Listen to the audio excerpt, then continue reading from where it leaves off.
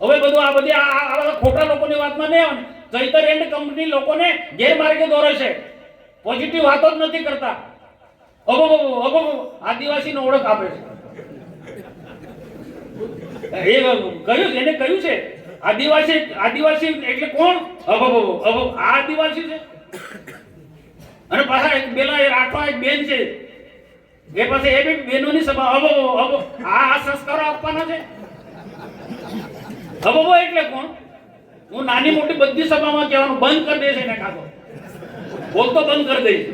બધાય બોલવું પડે. અબો એટલે કોને કહે? અબો લુખ્ખો માણસ હોય તો અબો કે, ગામમાં હોય લુખ્ખો માણસ હોય. આખા તાલુકાનો લુખ્ખો છે ધારાસભ્ય, તો અબો કે ને?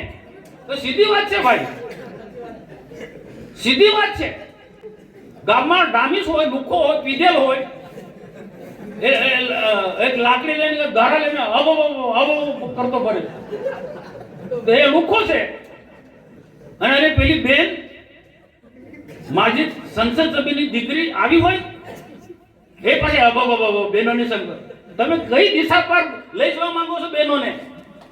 યુવાનોને કઈ દિશા પર? આ સમજવું પડશે. મનસુખ વસાવે બધાએ બોલવું પડે, બધાએ બોલવું પડશે ભાઈ, નહીં તો બધાને અબો કરાવશે અહીંયા. પછી શું થશે? એક ગામ પર જાઓ અને કો આપણો ધારાસભ્ય અબો.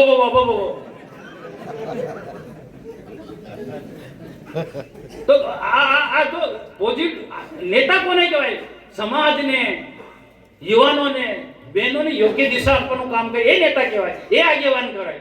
અબો કે એને નેતા કહેવાય? આવા લુખ્ખા લોકોને ઓળખો ભાઈ, એમની આખી ટીમ જ છે એવી. બહુ અભ્યાસપૂર્વક પાર્લામેન્ટમાં હજી ચર્ચા. સામેના વિરોધ પક્ષના લોકોએ ભલે એટલું બોલ્યા છે કે ગાંધીજીની યોજના તમે બદલી નાખી, પણ ગાંધીજી ઉપર રામ છે ને. આપણે તો મહાત્મા ગાંધીજીને સન્માન કરે છે, પણ મહાત્મા ગાંધીજી માટે પણ આદ્ય રામ હતા. અમારી તમામ માહિતીથી અપડેટેડ રહેવા માટે જોડાયેલા રહો ત્રિશુલ ન્યૂઝ સાથે.